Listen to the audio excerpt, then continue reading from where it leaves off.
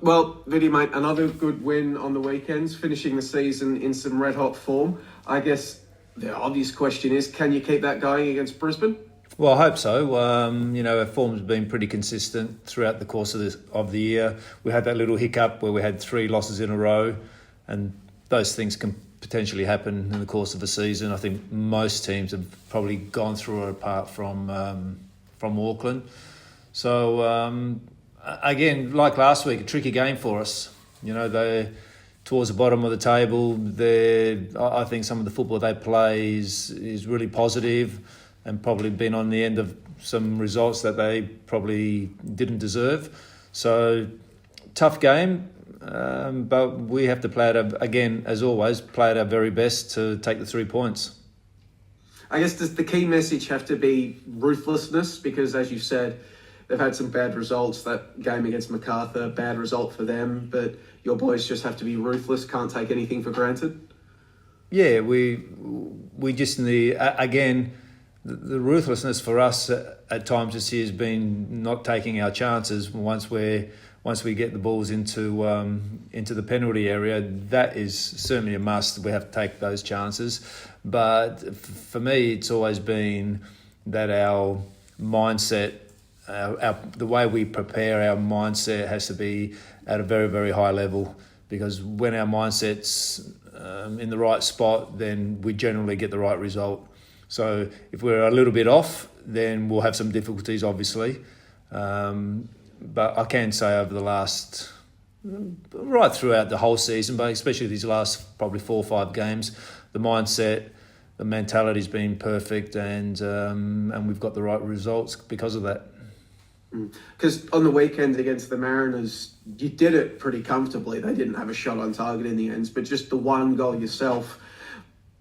How do you improve on that? Like, you had plenty of shots on target. How do you ensure that more of them go in the net than just one against Brisbane? That's probably the story of the season, creating enough chances but not scoring enough. But look, last week, for example, Central Coast Mariners, current champions, always a difficult game. I think I mentioned, you weren't at the press conference at the end of the game, I said we hadn't beaten them since December 2022. So that was 6 or 7 games without a victory. And although we've had most of those games that we've more or less controlled, they always had found a way to get an equaliser or a late winner, and especially a couple of games where we've controlled games and they've had the late winner. So this game is no different, probably a little bit like Newcastle. They'll come out and try to play and put us under pressure, and we have to take the chances when they arise, and we have to be our very best defending as a group.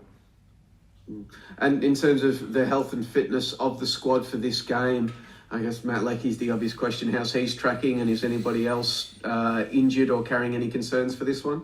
Yeah, well, Sammy will be out with a slight calf strain, so he's definitely missed tomorrow, and then we'll see if he's on track for the following week.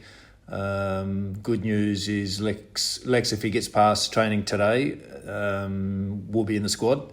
So that's a bonus, that's a plus for us, and everyone else is fine.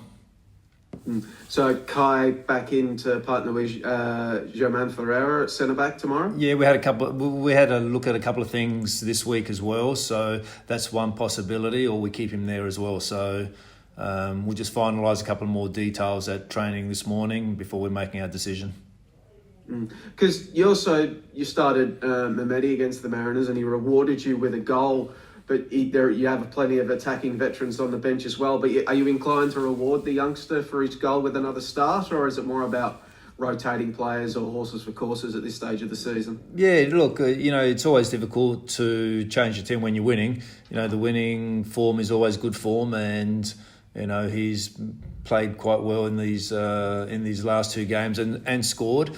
And I think when you're scoring, players who are scoring and are in form and feel confident, it'd probably be the wrong decision to take him out of the team. So yes, the answer to the question is yes, he will start again and see if he can actually get better in a whole performance rather than just scoring the goal. So last week, scored an important goal for us. And I mentioned it as well that he has so much upside, this kid, and also has a hell of a lot to learn. So we've got to keep reminding ourselves, and that's the same with Lawrence Wong, and that's the same with Kavian Rahmani as well. They're 17 years of age, so they're still babies and still learning how to be professional footballers, still learning about the work ethic, still learning about how to hurt yourself in training, how to hurt yourself in the gym, all these sorts of things. They're only just starting to live that, but we have an enormous amount of confidence in these three guys that they can go on and have very, very good careers.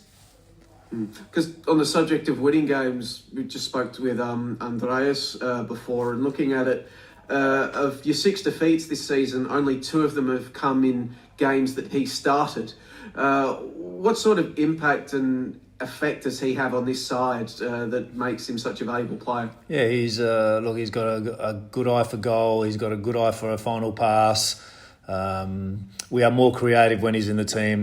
That's obviously clear. He probably could have had a couple more goals for himself, and to be honest, this year's the first year for foreigners is generally the hardest. They're coming here, completely different surroundings. The football's, although it's the same, but it's very different because it's a very physical game here. And he initially had to get used to the big whacks from behind and not getting a free kick, and where he'd played previously, just a little brush on the shoulder and you'd go down, you get a free kick, and it's not like that there. So he's had to learn to adapt to those moments. So he's had a pretty good year. And I think he's going to be much, much better next year with another pre-season under his belt, because he did miss a little bit of the pre-season with an ankle injury early. If he can get through the rest of the season with his form and continue to get it better in the next 4 or 5 weeks, and then on top of that, another pre-season next year, he's going to have a super year next year as well. Because with foreign signings, it can go one or two ways. They can not adjust, they can not fit in with the dressing room and be a negative presence, or they can go the opposite. And of course, I'm observing from a distance, but it seems as though he's really bought in, he's working hard, he's working well with the team. And just how valuable is that off-field presence that he's brought as well? Yeah, it's very important. And you're 100% right. It can go either way with the foreigners. We try to do as much research and get as much information, not just the football side of that, but the mentality and how he integrates with coaches, how he integrates with his teammates. That for me, that's more important than what you see with the football stuff. So he's come in and he's adapted very well. He's ingrained himself with the team at a very, very good level. But yes, sometimes getting used to the conditions of Australian football, harder pitches and all these sorts of things that you generally don't get in Europe, sometimes it takes a little bit of time to adapt. But he's done it really well, and we know him a lot better, obviously, after months and months of working with him. And he loves working. He works very hard in trainings, and I think that's for everyone. You do the hard work in training, and sometimes we probably train harder than our games, and you get the benefits on game day, and he's definitely showed that. And I still think, as I said, he has a hell of a lot of improvement to go.